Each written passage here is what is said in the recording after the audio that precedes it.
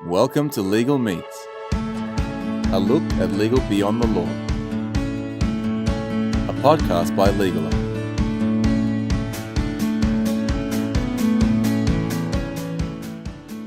On this episode, we meet Sam Glover, Editor-in-Chief of Lawyerist, a leading online magazine and community focused on legal technology and innovation.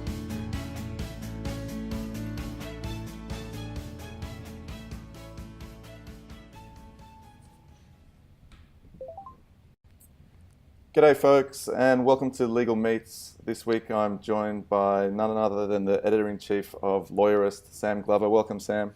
Hey, welcome. Wait, hey.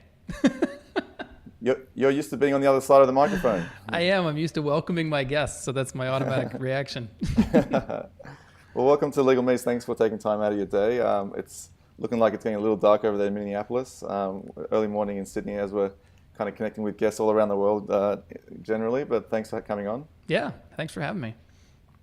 And always being on the other side of the microphone, I guess you're used to people shooting questions at people generally. But I had a quick left turn for you before we get started because Legal Meets is about looking at legal beyond the law, and if the TED Talks kind of called you up tomorrow and said, Sam, we need you to jump on and give a talk. Andrew Ritter was actually fortunate enough to give a talk the other week. So legal tech's kind of making leaps and bounds. But if they said, look, you can talk about anything but not legal, what would you actually talk about? Like, is there like a superhuman power you have, a hobby, or something that we don't know about? No, I'll tell you what it would be. And I can't take credit for this. This actually comes from Jabez Lebret, who is he works with legal marketing, and he's super cool and fun to hang out with. And so we were out at a bar one night, and he says, everybody in America will give you a high five, right? So this is something you can do at a bar, and I would, if I were going to do this for TED, I would want one of those really short segments. But then I'd do some social psychology or whatever, and I'd like spring it on the audience or something. But here's what you do: like the next time you're out at a bar, when people walk by, just reach up and stick your hand up and wait. And especially in America, and maybe not in other countries, I don't know, but because high fives are kind of a U.S. thing. Maybe they're an Australian thing too. But like almost everybody who walks by you will give you a high five. And what's really funny is you'll watch, and people will actually backtrack and apologize for walking by without giving you a high five. Because it's culturally unacceptable to not give somebody a high five. So I would find some sort of way to extrapolate that and be like, and maybe the world would all be better if we just gave each other high fives or something. I was going to say, is it some cataclysmic kind of shift in the calibration of people towards just the high fives got them on the front foot to being more open, more social, more connected? It's a nice thing that brings us all together. Maybe you voted Trump, maybe not, but you'll probably give each other a high five in a bar, and maybe we should just give each other high fives. That's right, Sam Glover, the serial high fiver. Well, like I said, it's Jabez's thing, but I think I could spin it up into a TED Talk and give him some credit for it. I think I was part of this sociological experiment somewhere in Chicago in a bar late in the evening. So, so look, it's a pretty obvious place to start, but what made you actually want to pursue the law? So what got you into this game in the first place? I have like the dumbest reason for going to law school. You're going to jail, or you have to do No, I was an English major. And I was getting towards, halfway through my junior year, and I was like, well, I'm probably not going to be an English professor, so what am I going to do? And I looked at getting my MBA, and I looked at law school, and I thought law school seemed harder, so that's what I decided to do. Wow, so you just set yourself up for the fall. It's a dumb reason. I thought, hey, that looks more interesting than getting a business degree. So and when you finally got in the doors, what did you think? Was it what you expected, or? Yeah, it was and it wasn't. Like most people, I was surprised. You get to law school and everybody there seems smarter than you, and your teachers are challenging and they're teaching you to speak a different language. But I mostly enjoyed learning how to be a lawyer. Law school was kind of a drag, but I did this thing where I worked my ass off for the first semester and I did okay. The second semester, I didn't work nearly as hard, and I still did okay. And I was like, I think I'm going to find some other things to do. So, I didn't want to work for a law firm during the summer. I went to work for an outdoor outfitters. Right. So you didn't do it just for the chicks? I did not. Not even a little bit. No worries. So, once you kind of got out into the real world, you were working at some law firms, then you ended up with your own practice as well. So, what was the biggest challenge in, you're helping a lot of solos and small firms now. So, what was your own biggest challenge in getting those doors open, and what did you experience? Well, I went to school. September 11th happened right in the middle of law school, and the employment market tanked almost immediately after that. And so by the time I graduated, it wasn't just like I went to a top 20 school, or at least it was at the time. I think it still is hanging in there. But it wasn't just like shoveling students into big law jobs, lucrative big law jobs the way it had been. And so I went to work for a solo practitioner, or a two-person firm, I guess. It became 3 when I got there. And I worked for him for about a year until he made me an offer that I didn't think was good enough. And so I quit and went for work for another lawyer for a year. And then he gave me an offer that I didn't think was big enough, even though it was pretty much the same thing. And looking back, like that would have been really smart. But instead I went to work for a small insurance defense firm for about a year until we agreed that it wasn't the right place for me to be. And I applied for jobs I didn't want for a while until I finally accepted that I probably should just go start my own firm. And so I did. So it was more, I guess, similar to most entrepreneurs, right? They kind of maybe try working for somebody else and realize it's kind of not for them. And they kind of, I guess it's also quite suited to your personality, and you want to be the boss. I am kind of the person who always thinks I'm doing a better job than somebody else, and I don't necessarily play well with others. So entrepreneurship is well suited. Yeah, entrepreneurship is a nice way to put it. Yeah, exactly. and so once you actually got the firm up and running, where were you kind of, was it just smooth sailing, or kind of was it really hard getting the initial aspects up? I know a lot of kind of younger lawyers that have got maybe come out of boutique firms and got set up, and they worry about all these.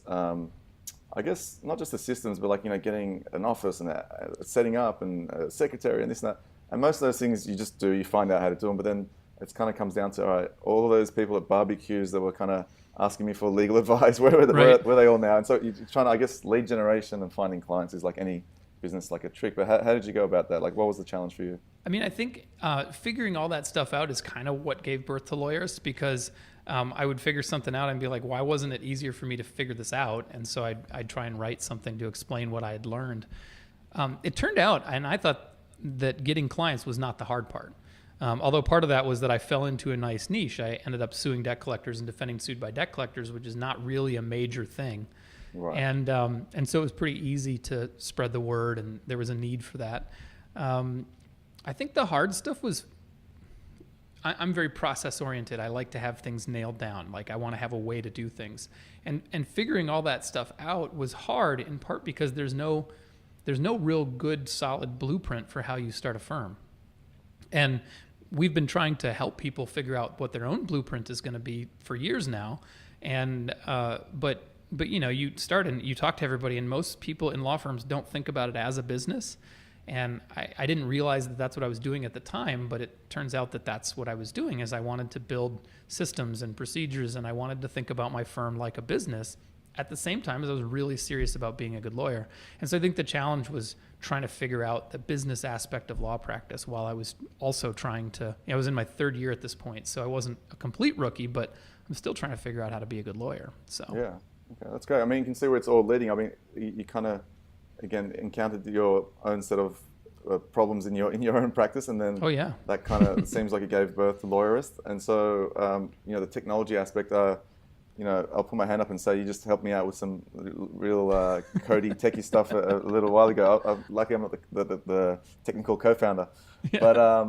But yeah, so was that something that was innate? Were you always quite immersed in technology, or is it something that you kind of again took on as you try to solve your own set of problems? It's sort of a combination. So like at every job I've had as an adult, I've ended up building a website for the company I worked for.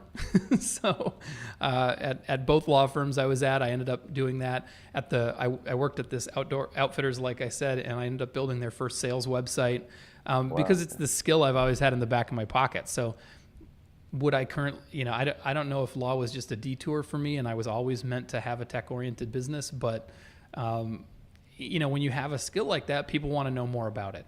And so I think the tech thing was always going to happen. And it turns out I'm also just a curious person who likes to figure out how things work, including how a law practice should work.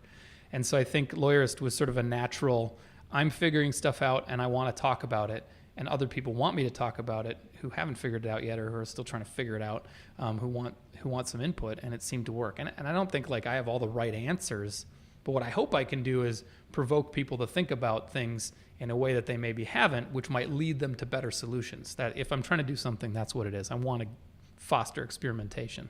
Yeah. I think you touched on that before when you were saying it's basically finding a blueprint for that law firm. It's not necessarily saying, here's the quick cookie cutter, and we'll talk about this more down the track, but there's no cookie cutter kind of solution for everyone. There's no one, app or something that solves the problem for a particular law firm. Everybody wants that, but yeah.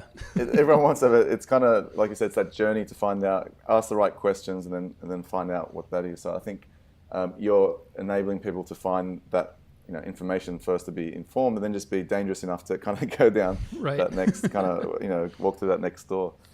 So then, that brought you to Lawyerist. And so how did that all come about? Tell us a little bit. I'm sure most of our listeners, everyone out there knows Lawyerist, but just tell us a little bit about how it came to be. And, it was, for me, it was the first, being a non-lawyer, it was the first legal kind of, website that I stumbled across and still kind of get to. So yeah, so that was great. Well, yeah, I mean, it was, like I said, I've always been a writer too, I guess. I've always been tech oriented and I've always been a writer. And so starting a blog was just an obvious thing. And maybe I'm prone to complaining. And so I needed a place to complain about, in particular, legal tech. I remember some of my first posts were about Fast Case and Time Matters, and they weren't doing things the way I thought they should do things at the speed I thought they should be doing them. The products I thought should be out there weren't available. And so Lawyerist was kind of my place to be a crab about the state of legal tech. And and also to share tips and lessons learned and to share my thoughts on things. And it attracted a very small following, but my business partner, Aaron Street, eventually comes along after I'd changed the name to Lawyerist. It started out as solosmalltech.com. He came along and said, why don't we try and turn this into a business? And so we both put $125 into a bank account each and told everybody about it. And it just started growing by leaps and bounds. And about 3 years ago, 3.5, maybe 4 years ago, I decided to give it a shot, jump in with both feet and see if it could be my day job. And here I am. It still is my day job. So cool. And we've got our first office. You ran your office, yeah. I can see that in the background. That's so cool because most advice, whether it's entrepreneurial or kind of even basic life advice, people are always talking about find what you love, and it's kind of not like working and all those cliches, and they're cliches for a reason. But it just sounds like when I hear your story now, it sounds like you, apart from going to law school for the girls, you kind of naturally gravitate down this path of the things that you had a propensity towards, like there's the tech side, the writing side, the legal side. And it's all come together in this perfect storm. And that comes across, I guess, with the passion and kind of, doing what you do right now. I think that all comes across. So it's really, I hope you're enjoying what you're doing. Cause, no, I am. They will pay you for it.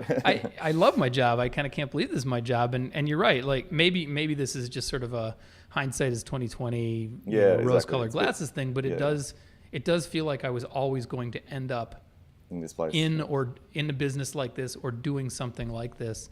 Maybe not in law. Maybe if I hadn't gone to law school, I'd be doing it for something else. But it's hard to imagine me having a different job. It's probably just more that you don't get paid for high fives. Maybe somewhere there's kind of there's something, but the Lawyerist was kind of like this platform has got all these cool extensions now. You've got Lawyerist podcasts. You've got the Lawyerist basically Lawyerist website.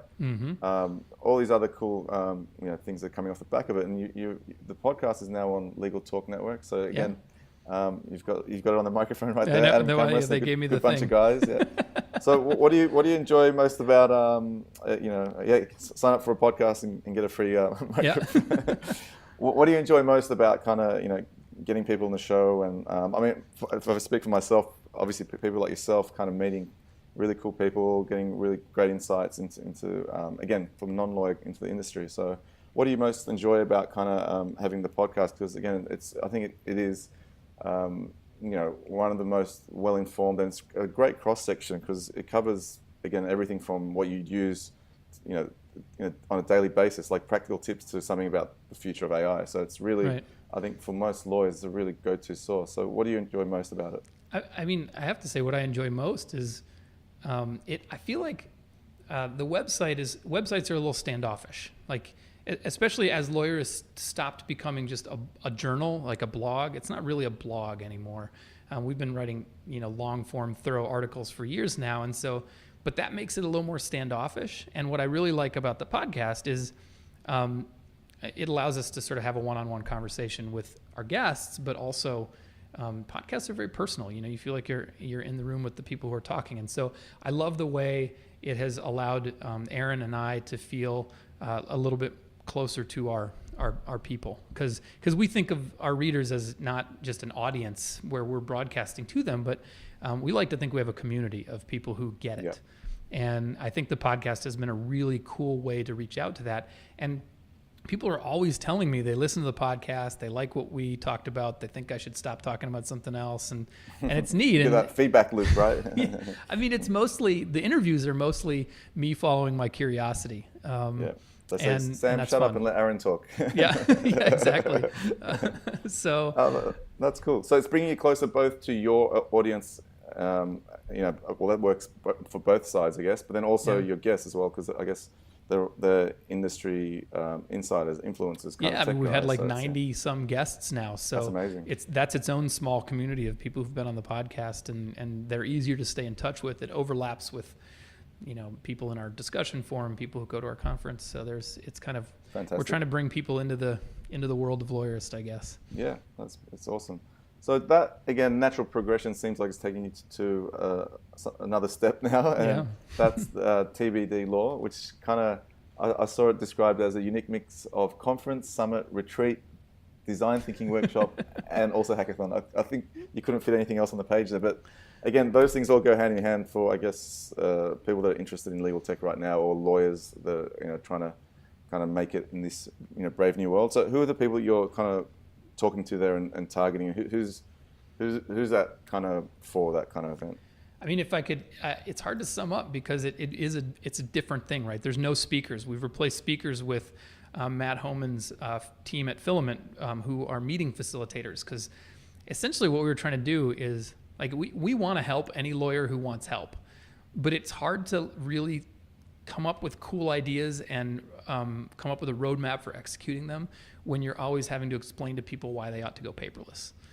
So essentially what we were trying to do is get all of the people who get it, like the people who you have really exciting conversations with in the hallways of other conferences.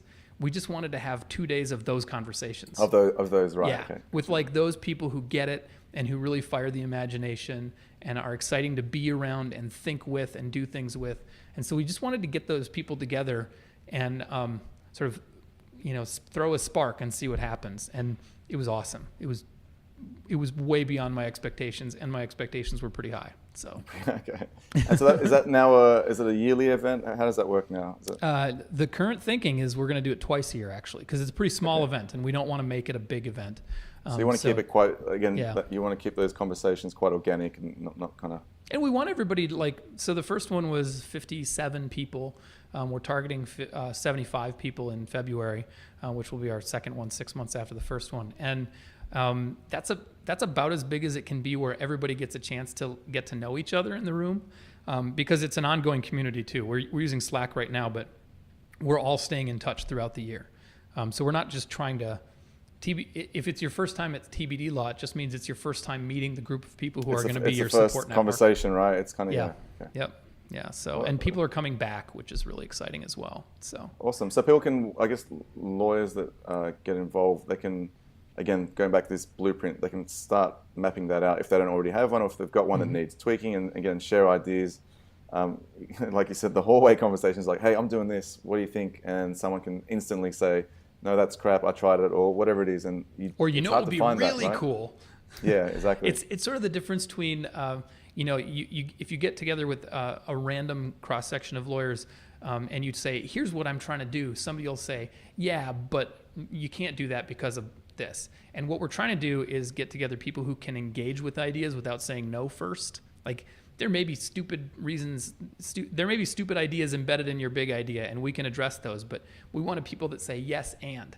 What would be really cool is if you had a hologram, or it'd be really cool. If the bots are doing the work and you're at the beach. Yeah, I mean, if you knew somebody who could code, you could do this, and we want to explore it and see what the idea looks like before we start beating it down. And we do beat it down, but first we want to see what it looks like. And so it's been that, and it's been very exciting. That's awesome. So people that want to, when's your next one on? Next one is February 26th, and applications you have to apply.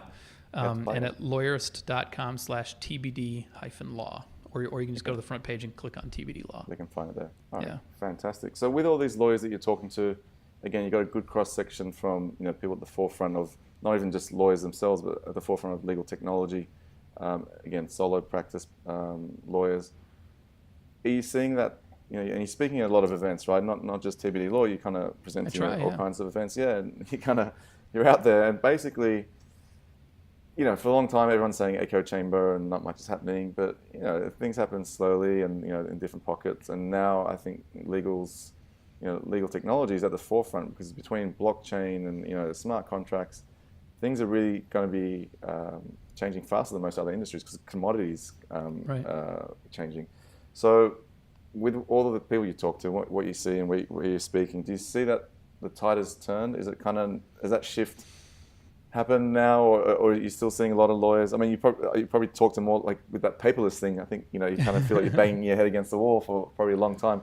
But do you feel that tide has turned now, where everyone's kind of got their ears to the ground, going, well, some are waiting back, but they're listening. So do you think that shift has happened? I'm not sure there's a shift that's ever going to happen. I think law marches forward slowly. Yeah.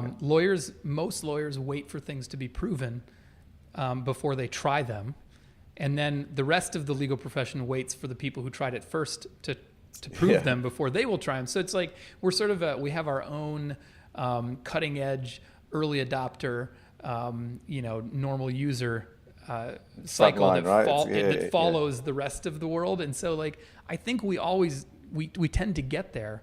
But part of our cycle is also older lawyers retiring and dying off because we wait a while, and I don't think that's necessarily a bad thing, but it's really important to foster the lawyers who are at the leading edge of that, so that they can be trying the things that the rest of the profession will eventually use.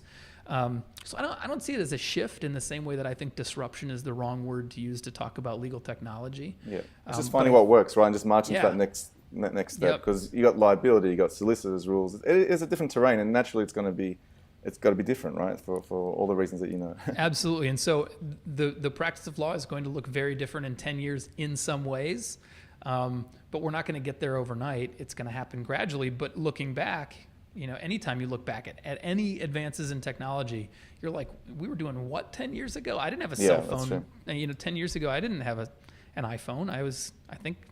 Did I even have a BlackBerry then? Maybe. So it always looks a lot faster when you're looking backwards. Well, it's interesting because you go to events like Codex or the various tech shows, and I've got to say again, coming from an outsider's perspective, of not being a lawyer, you look and you are seeing the top percentile, of people going to these events for natural reasons, right? That are gravitating towards these technology events. They have an interest in technology, but the ones that I see that are employing technology seem more advanced than most other industries. So there's also this, false, representation of lawyers being Luddites with technology, because for the most part, the ones that are using technology seem quite, that again, they're setting up a full suite of right, as opposed to just basically kind of saying, I've got Dropbox and whatever else, because you have to, right, in legal, you have to have, if you want to be efficient, you have to have processes and whatever else. So do you find that, or is that? Well, I guess there's this debate, should lawyers learn to code? And there are good arguments on both sides of it, but unquestionably, I think some of the people developing some of the most visionary legal tech products are lawyers who can code, because you have to have a deep knowledge of law to solve legal problems, and you have to have a deep knowledge of technology to develop technological solutions. And so if you want to develop technological solutions to legal problems, you have to have a deep knowledge on both sides, or you have to have a really unusual working relationship between a technologist and a lawyer. And you know, you have to have really skilled people on both sides or it doesn't work. And that's why some of the lawyers who can really see ahead and can really build those interesting solutions are the kind of people who really deeply understand both sides of it. Yeah. Okay. So that makes sense. And so if you had to kind of, again, you're probably doing this as a work in progress anyway, but if you had to set up your own practice from day dot, you know, you're opening your doors tomorrow, brand new firm, just in general, in the sense of the systems, and again, I'm 100% sure it's going to be paperless. There'll be someone at the door checking on the way in. But if you could set up a firm, you know, just to point out, again, we can't go through it all in great detail, but maybe people can go to Lawyerist and find out more about certain types of technology. But what would be your ideal practice today, just in a higher level, you know, in a helicopter sense? What does it look like? I think I would approach it with an idea of how I wanted to do it rather than exactly what I wanted to do. But I think if I were and I actually think about this a fair amount, both because at TBD Law I'm getting inspired too, but you know, who knows? Yep. You know, I think Lawyerist is a great company that's going to survive, but I'm always thinking about worst case scenarios. So what would I do? Would I start a firm? And what I think I would start out with is I'd like to have a team of skill sets. So I'd like to have myself as sort of the leader of the team, but I'd like to have a software developer. I'd like to have a project manager, a paralegal, a legal secretary. I'd like to have a business person. I'd like to bring, you know, whatever I think I need, but then I would like to look at legal problems instead of at specific clients. So I'd like to try and figure out what is a legal problem that we can solve the problem, not just serve this client. And I'd like to try and figure out a way to build a revenue model around it and then solve the problem. You know, like this guy, this law student at Stanford built the parking ticket bot, which was awesome. You can go to a website, fill out an appeal in certain cities for free, and it will eliminate your parking tickets, which is amazing. And he's not even charging for it. That doesn't work for every legal solution, but I'd like to identify the kinds of legal problems that we could solve with, it doesn't have to be technological, but I would like to figure out a way to solve the problem, not a way to just solve one client's problem. And then I'd like to move on to the next one. And that probably involves partnering with lawyers who have that deep knowledge. So we'd probably go around interviewing lawyers, meeting lawyers, trying to figure out what kinds of problems we can solve, partner with a lawyer, build a subsidiary LLC or whatever, build a website around it or an app or a tool or a process, whatever it takes, and then start solving that problem. And hopefully we can just solve it at scale with a revenue model that's substantially cheaper for consumers and clients. Maybe we're solving new problems in new ways that people haven't really thought of. That's how I'd want to approach it. And I know some lawyers who are doing bits and pieces of that, and I think that's really cool. I love engaging with them about it and seeing how they're doing it. And that is the kind of firm I'd want to have. I love clients. I want to help clients. But what I really want to do is solve problems. Yeah, so you're essentially identifying those problems and bringing in systems to make them scalable and going about it that way, as opposed to trying to just chip away and kind of, you know, get lost in one client's kind of problems and do it in a laborious way. I would want to practice big picture law. Yep. And so if you could just give, again, going kind of getting away from that myopic kind of view, and just if you had one thing to tell a lawyer, to, like, you know, who's listening right now, that you can do this in your practice tomorrow, and you know it can be applied quite easily. Yeah. What would be that one tip? Again, just kind of keeping in mind that, you know, you're trying to create this ultimate practice. What would you preach? I think, I guess if I had to, there's an exercise that we did at TBD Law that Matt Homan's recommended before, and it's imagine your law firm in 10 years and try and extrapolate the very obvious trends from today out until then, right? Computers are getting faster. We're going to be able to do more with them. We can do more with software because we're building on what's come before. Whatever. So unauthorized practice of law probably isn't going to protect you anymore. Companies like LegalZoom, Rocket Lawyer, whatever, are just going to get better and better and be able to solve more problems programmatically through their websites. So all that stuff is happening. But it's 10 years out, and your practice is thriving. If you want it to grow, it's grown. If you want to work less and make more, then that's happening. Now remember, how did you get there? And that's a really great thought exercise to go through. Yourself, Give it to your staff and then shut up and let them talk about it. What kind of obstacles did you have to overcome to get there? Because, and let your imagination run wild, right? This should be don't knock down ideas. Just get up on the whiteboard and start brainstorming things and talk about how you got there. And then maybe you just start following that roadmap that you've just created. If there's one tip that comes out of that, it's if that's sort of to generate ideas, but one thing that every law firm should be doing is always have an experiment going, right? Essentially A/B test your services at all time. What if we answered these questions from our website through a form instead of doing it requiring people to come in person? What if we didn't answer the phone? What if we did answer the phone? What if we told everybody this? What if we changed around our waiting area? Essentially always be trying to find a way to improve something gradually. And over time, even if you improve it 1% at a time, you'll eventually improve it a ton. Yeah, I think that's great advice, because that's, again, startups talk about this a lot, but it's that build, measure, learn. And if you just you can say constantly in beta, or forever in beta, but it's the mindset, it's that calibration. If you're just trying to find what to experiment with next, that's already you're in the right realm. So I think that's great advice. You can pick up anything and make it better. And essentially, every law firm should always be taking a look at one little piece and trying to make it better. And that's that 10-year roadmap you just described. You can actually, if you have that mindset, it can seem like a battle of attrition, but essentially you're on the right track, because you can't, we kind of, humans think quite linear. It's hard to it's easy to go 1 + 1, but 1 to the power of whatever, it gets very difficult. So for us, the steps seem quite easy one by one, but when you kind of think about 10 years down the track, things get exponential, right? And technology kind of takes leaps and bounds and disruption.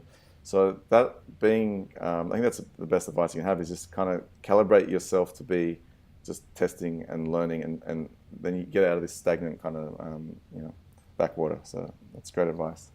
And so again, just, the shifts that you've seen in the legal industry, let's just take the last 5 years. I mean, there's a lot of stuff on the horizon right now that is coming up, but what have you seen that's just really that's really moving right now, and you've seen the last, obviously cloud's probably the big one that, you got Clio and all these back office software solutions that have kind of taken off. But what do you see that's been the biggest shift in that last kind of 5 years? If there's one sort of technology that's poised to make a huge difference in the way lawyers practice, I think it's the various automation technologies, but specifically things around document assembly and preparation. Because we're getting to the point now where lawyers should be thinking strategically about forms and building documents, not drafting them from the beginning.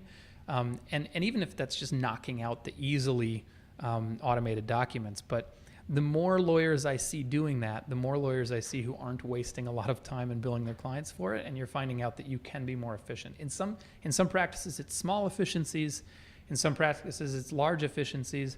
What I think generally happens, though, is you start automating a few things and you realize that you can do more with that time. A lot more, yeah. Whether it's serve your existing clients better or take on new clients. And pretty soon, it's sort of the economies of scale start picking up. But it's not even that, right? You automate the documents well, and you're like, hang on, what else can I automate to get me to the beach? So that's that mindset again. So that's, and it's integrating things, like making things work together, just being able to drop a document in Legaler so somebody can sign it. Doing your meetings that way is huge, honestly. Taking notes in there, or being able to initiate a client contact from your website and then automatically take a couple of steps, bringing them further into your system, getting to know them better, trying to initiate that first person-to-person contact. All that, just making things work better and make things work better for your clients. The technologies to do that are just really taking off. And so some of this stuff is just better client service, but some of it is allowing lawyers to be more efficient and effective with their time. And I think efficiency and effectiveness go hand in hand here. Lots of people start thinking when you start automatically generating documents, we're talking about worse documents. But I think you can iterate on your documents in the same way you can iterate on anything else, and you can make them better over time. Yeah, 100%. Even intake, right? Just kind of the engagement letters, the simple stuff that lawyers spend a lot of time still doing. You see them doing it from scratch. So I walk into a lot of offices and there's a box that's the Dropbox, like on the floor. Right. It's like literally, and they're writing in calendar dates with like pen and paper, and and you can see again there's the tech savvy ones, and there's kind of there's another basket. When I hope the argument about should we use the cloud or not is over. and we're on to risk assessment rather than just a dumb binary of the cloud as if it were an actual thing. Exactly. I hope that's over, and I hope most lawyers are now thinking not about cloud, but about what are the best solutions. I think some Yeah, lawyers we have this conversation a lot too. I mean, look, it's kind of like, do you want your servers in a place where people know they are and they can hack them, steal them, whatever it is, or do you want them being dynamic in the cloud on AWS or wherever it is with military grade security, encryption, all that kind of stuff. Right. So that conversation is kind of the old one again, like the paperless one, but we'll see how it goes. So fast forwarding, so the next 5 years, what's that going to look like for you? And you're just talking about law firms trying to ask themselves questions to lay out a 10-year roadmap. Let's just go to 5, and what's that going to look like from your perspective? I think there are 2 and 5, 10, 15. Like I don't know when we're gonna finally look back and see a big shift, but I think there are 2 possibilities. And this is going to sound like I'm just waffling horribly, but there are either going to be way fewer lawyers than there are now, or they're going to need to be way more, but they're going to be doing different jobs, right? So there's a decent chance that scale kicks in, and you need fewer lawyers to do the same amount of stuff, and a lot of stuff can be automated. So you don't need lawyers to do a lot of pieces of legal services, and so we just don't need so many lawyers. That's one possibility. The other possibility is, I've talked about this a bunch, so I can't remember if you and I were talking about it over drinks or whatever, but we probably were because I really geeked out over it. But Stephen Wolfram, who created Wolfram Alpha, wrote this really interesting essay about the fact, that automating some things and putting contract terms in. So using contracts as an example, let's say we can build contracts as more like a programmatically. So we can say more specific things so that we can, and we can integrate technologies that, let's say your contract automatically updates based on the price of fruit in Ecuador or something like that. Well, now you don't have to deal with negotiating that piece of it anymore, so you can build on that and make it more complex. And so he posits that once we automate the basic stuff so that it's just everybody knows what it means, there's no more of the ambiguity around it, now we can contract around an advanced level, which is actually more complicated. And so you need more lawyers.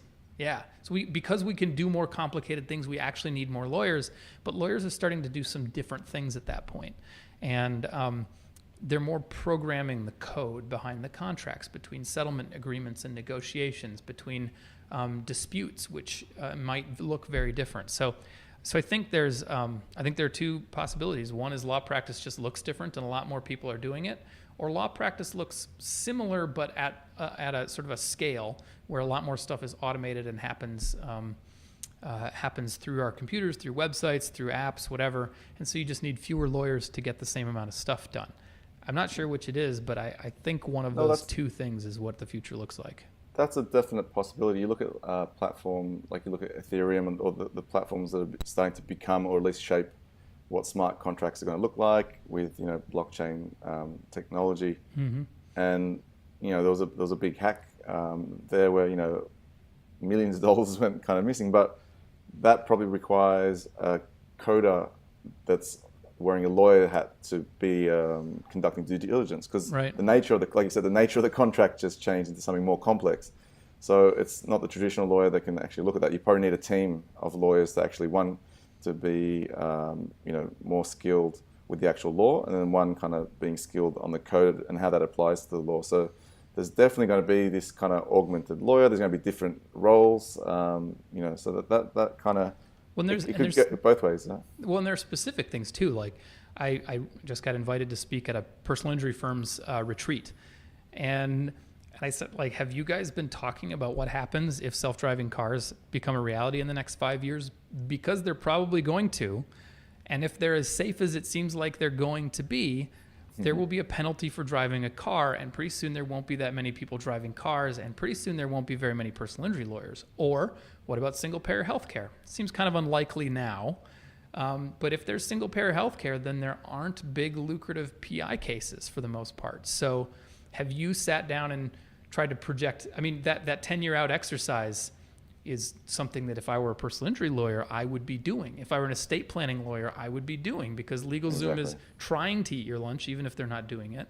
I'd even do it if I were a criminal defense lawyer, because diversion programs are growing? Or what if all of a sudden certain drugs become legalized and you can't defend people who've been accused of those drugs anymore? That cuts out of your business model. So I think even non-technological industry shifts like that are things that you should be looking at, because your business may change, and how do you survive? They all relate to the law, right? And this is the big kind of pitfall now, is how will law keep up with, again, autonomous cars is a great example, and I've seen a few white papers from some large firms, and it's basically painting this picture of the world that you describe, and it's like, okay, that's great, but with how slow legislation moves, and maybe similar to the march you were talking about, it's got a different pace to other industries, and how is that going to shift quick enough? And there's going to have to be some kind of a disruption with the way the legal framework kind of evolves as well, because it's going to have to completely change. And it may not be the laws that change, right? With self-driving cars, I think it's probably not going to be that all of a sudden it's illegal to drive your own car. I think it's more likely that your insurance company wants to charge you 10 times as much to drive your own car as it does to insure you to be in a self-driving car. Yeah, exactly. Yep, that's probably the way it's going to go.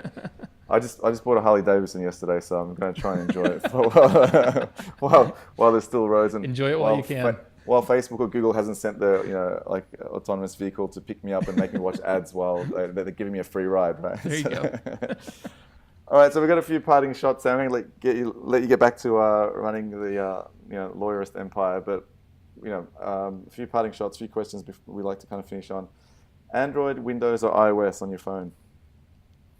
Don't care, but currently iOS. Oh, you're okay. I like to be platform agnostic, right. but I am using iOS. I've had an iPhone. I'm on my third iPhone now. All right, cool. And so you're using a Mac as well, and you're. Yep, I've got two Macs. I've got a Mac Mini and a MacBook Retina, 13-inch Retina MacBook Pro, but I keep an old ThinkPad around just to run Ubuntu. Yep. This is kind of like a bit of like a museum of computers. Yeah, there you go.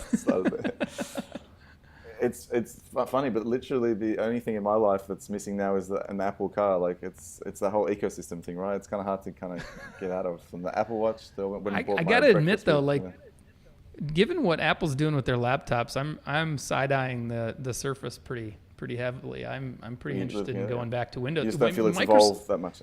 Well, Microsoft is doing all the cool stuff right now. Apple has like a touch bar. That's lame. I'm not interested in that. So I'm much more curious about what Microsoft's doing. And I tend to shift operating systems when I get bored.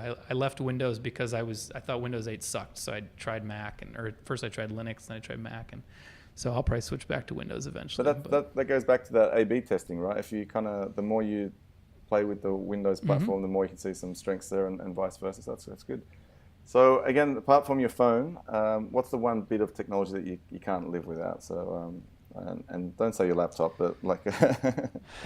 I mean, it's boring, right? But my phone is probably the single most valuable thing I possess. I keep trying to do without it, but if I had to, I could deal with my phone much sooner than I could deal without the other stuff. With the except, I still code.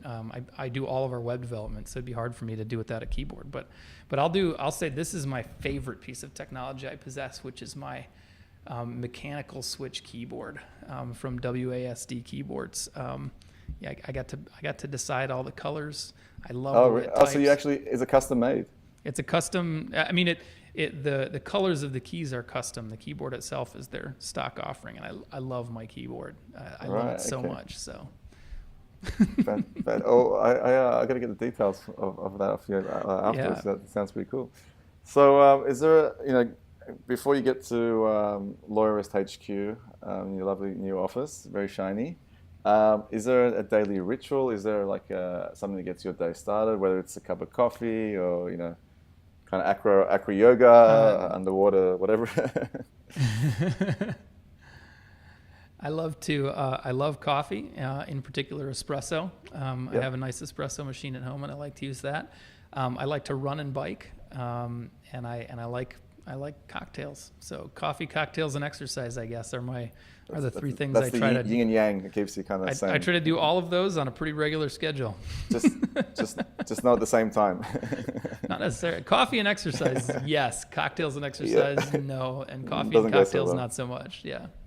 Different ends of All the right. day. Well, I better let you get out of the office and have a cocktail to knock off for the day. But it's been great chatting with you, and I'm keeping an eye on the future of legal and seeing how it all unfolds, and hopefully you can maybe make it to the your hackathon conference retreat Yeah. / all of that one day. So One of these it's days been we'll great come up with a chatting, better Sam. way to describe it. Thank you so much. Yeah, exactly. No worries. Have a good evening. See you later.